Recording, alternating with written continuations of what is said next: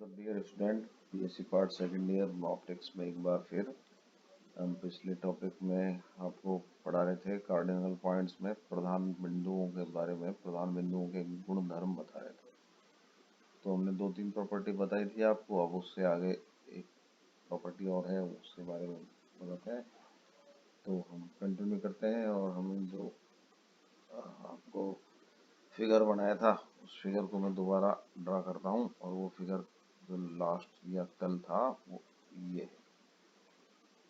तो ये इस फिगर को एक बार फिर हम फिर बता देते हैं आपको कि ये लेंस सिस्टम है।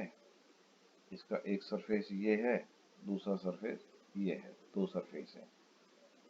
और इसके 6 कार्डिनल पॉइंट हैं, F1 और F2। ये F1 और F2 ये दो फोकल पॉइंट है, एक लेफ्ट साइड वाला एक राइट साइड वाला। और H1 और H2 H1P1 ये इसको मैं थोड़ा सा इस साइड में फिगर कंप्लीट करना है। ये H1 इधर लेता हूँ मैं। तो H1P1 और H2P2 ये H1P1 F1 F2 दो फोकस पॉइंट, P1 P2 दो principal point.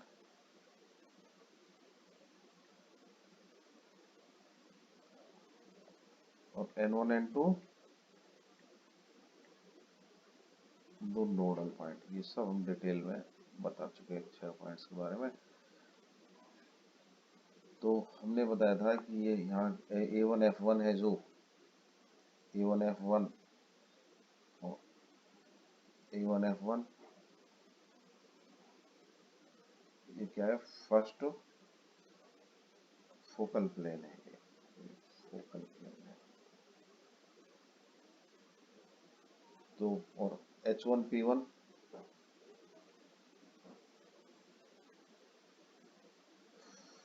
First principle plane है। ये फर्स्ट प्रिंसिपल प्लेन है, ये वाला फर्स्ट फोकल प्लेन है। तो फर्स्ट प्रिंसिपल प्लेन और फर्स्ट फोकल प्लेन। अब हम ये मानते हैं कि जो एक किरण है, जो कल फिगर है, इसको थोड़ा सा और ये प्रिंसिपल प्लेन को ऊंचा करता हूं मैं। ये है A1 से, ये A1 पॉइंट से एक किरण जो निकल रही है, ये इससे ये H1 हाइट पे टकराती है। किस हाइट पे टकराती है? H1 हाइट से टकराती है। तो प्रिंसिपल प्लेन की प्रॉपर्टी होती है कि दूसरे कंजुगेट प्रिंसिपल प्लेन से ये सेम किरण इसी हाइट से, यानी कि ये H2 पॉइंट से निकलेगी। और चूंकि ये फोकल प्लेन से आ रही है तो ये प्रिंसिपल प्लेन के पैरेलल है, तो ये टकराने के बाद किधर जाएगी? ये टकराने के बाद ये F2 से होकर निकल जाएगी। किधर होकर निकल जाएगी? F2 पे। ये दोनों किरणें एक दूसरे से पैरेलल होंगी।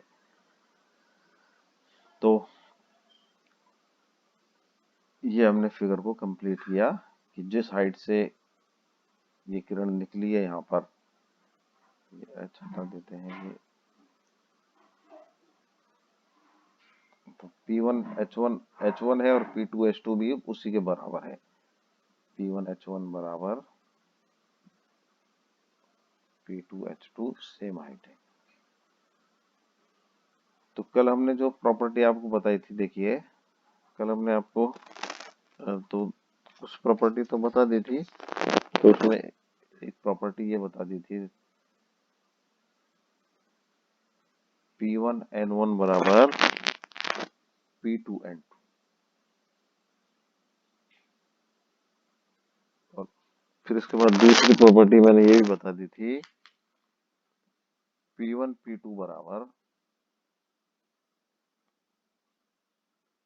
N1 N2। अब मैं तीसरी प्रॉपर्टी बताने जा रहा हूँ। ये दो प्रॉपर्टी देखिए आप बहुत ईजी है। पहले प्रिंसिपल पॉइंट और नोडल पॉइंट के जो बीच की दूरी है वही दूसरे प्रिंसिपल पॉइंट और नोडल पॉइंट के बीच की दूरी है।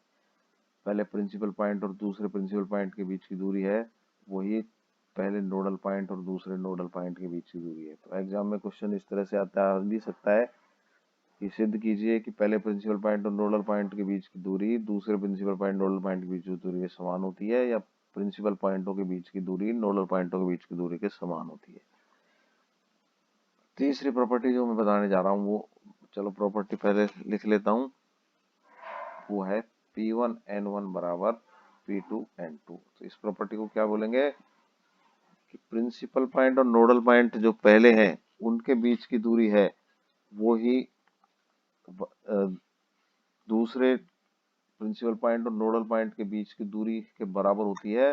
साथ में ये दूरी हमेशा F1 प्लस F2 दोनों फोकसों के बीच की दूरी के बराबर होती है। दोनों फोकस दूरी होती है ना दो सतह की, F1 और F2। तो इस प्रॉपर्टी को प्रूव करने के लिए मैं एक बार इस फिगर को फिर देखता हूँ, और इस फिगर में अब हम ट्राइंगल काम में लेंगे। कौन से? A1 F1, ये ट्राइंगल काम में लेता हूँ मैं। चलो ये ट्राइंगल काम में लेता हूँ, ये वाला बड़ा ट्राइंगल A1 F1 और N1, और इधर ये दूसरा ट्राइंगल लेता हूँ काम में H2 P2 और F2। तो ये ग्रीन ट्राइंगल काम में लेते हैं A1 F1 N1। तो यूजिंग ट्राइंगल, एक मिनट इसको, तो using triangle A1 F1 N1 and triangle H2 P2 और F2। तो अब इन दोनों ट्राइंगलों को हम एक मिनट देखें। तो देखिए A1 F1 बराबर H2 P2, दोनों एक दूसरे के सर्वांश में, सीधी सी बात ये है। A1 F1 बराबर H2 P2, और ये एंगल है ना, ये वाला एंगल N1 बराबर angle F2,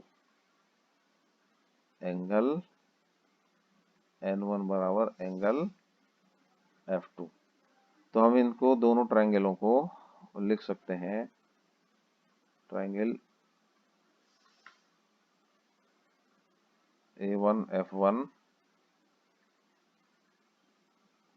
N1, triangle H2 P2 F2। तो दोनों के हम क्या करते हैं, आधार बराबर कर देते हैं, दोनों के बेस समान होंगे।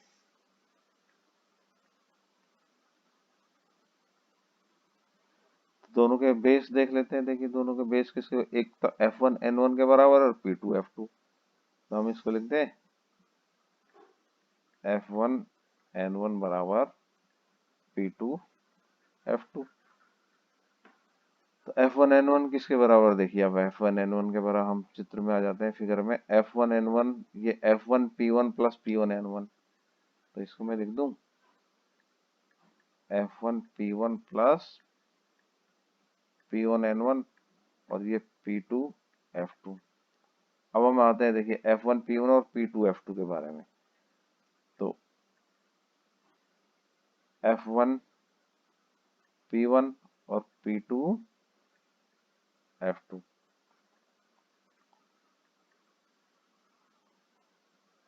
ये P2 F2 देखते हैं, ये P2 और F2 ये क्या है, प्रिंसिपल प्लेन और फोकल प्लेन के बीच की दूरी। और ये मैंने बताया आपको किसके बराबर होती है, ये दूसरी फोकस दूरी ये F2 के बराबर होती है।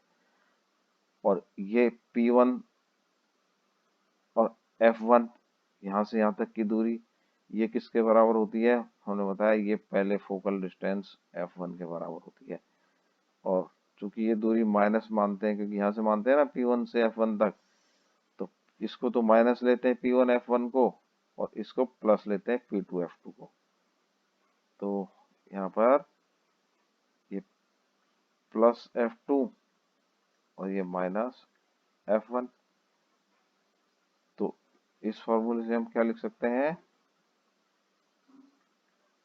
P1 N1 बराबर P2 F2 minus F1 P1, या ये तो हो गया F2 माइनस F1 P1 किसके बराबर है? माइनस F1 या F1 प्लस F2। तो P1 N1 बराबर F1 प्लस F2, ये तीसरी प्रॉपर्टी आई। और पहली प्रॉपर्टी से अपन जानते हैं P1 N1 है, P1 N1 बराबर P2 N2 के बराबर होता है। तो ये किसके बराबर है? F1 प्लस F2 के बराबर है। तो ये तीसरी प्रॉपर्टी हो गई। और चौथी प्रॉपर्टी में क्या होता है एक्चुअली में? ये तीसरी प्रॉपर्टी है कि अगर लेंस के दोनों तरफ, सिस्टम के दोनों तरफ मीडियम सेम है, इसके इस ये लेंस का सिस्टम है ना, ये वाला, ये इसके लेफ्ट साइड में और इसके राइट साइड में सेम मीडियम है, तो F1 बराबर F2 होते हैं। किसके बराबर होते हैं ये? सेम मीडियम में। लेंस सिस्टम के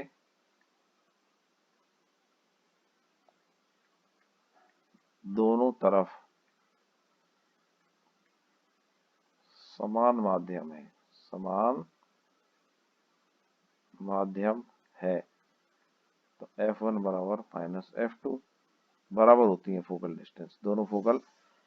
तो उस समय हम कह सकते हैं P1 N1 या P2 N2 जीरो होते हैं। इसका मतलब P1 N1 पे कंसाइड करता है और P2 N2 कंसाइड करते हैं।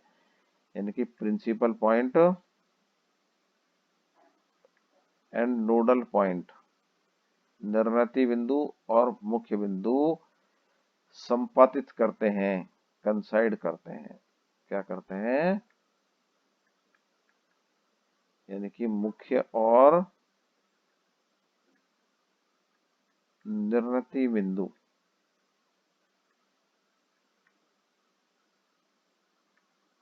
संपातित है।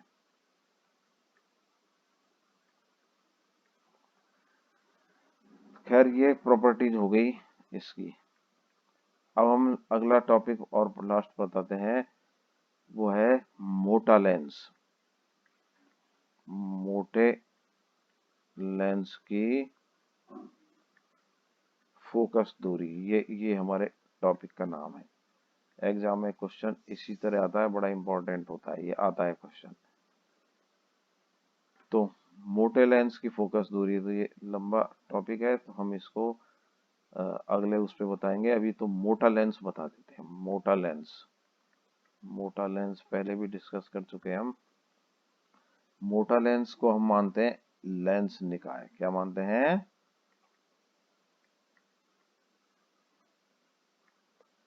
मोटे लेंस के लिए आप यूं समझ सकते हो, ये एक मोटा लेंस है, इसके वो दो सरफेस हैं, ये सरफेस नंबर 1, सरफेस नंबर 2, और इसमें जो इसकी मोटाई है, इनके बीच की दूरी जो दी है, ये फोकस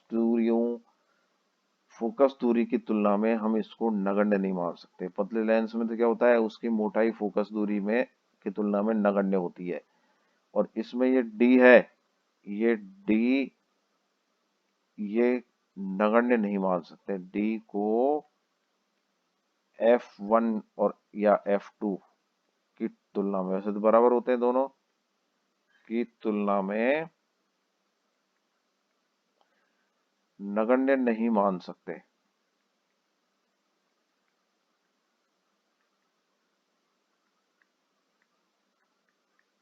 ये मोटा लेंस होता है। ये कैसा लेंस होता है?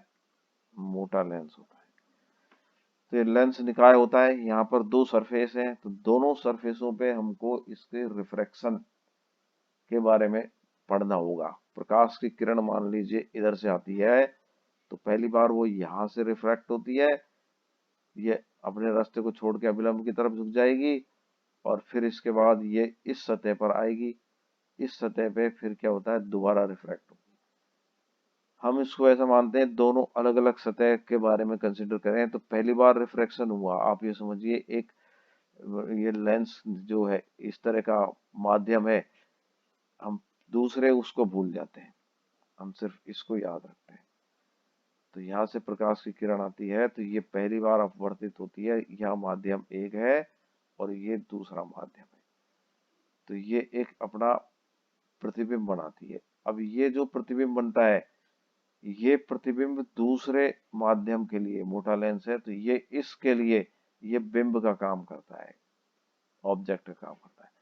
तो ये फिर इससे इसके लिए हम जब प्रतिबिंब निर्माण पढ़ेंगे तो इसको बिंब मान लेंगे, फिर इसके कारण प्रतिबिंब करेंगे, तो ये नेक्स्ट टर्म पे बताएंगे आपको। थैंक यू, आज इतना ही काफी है। ओके।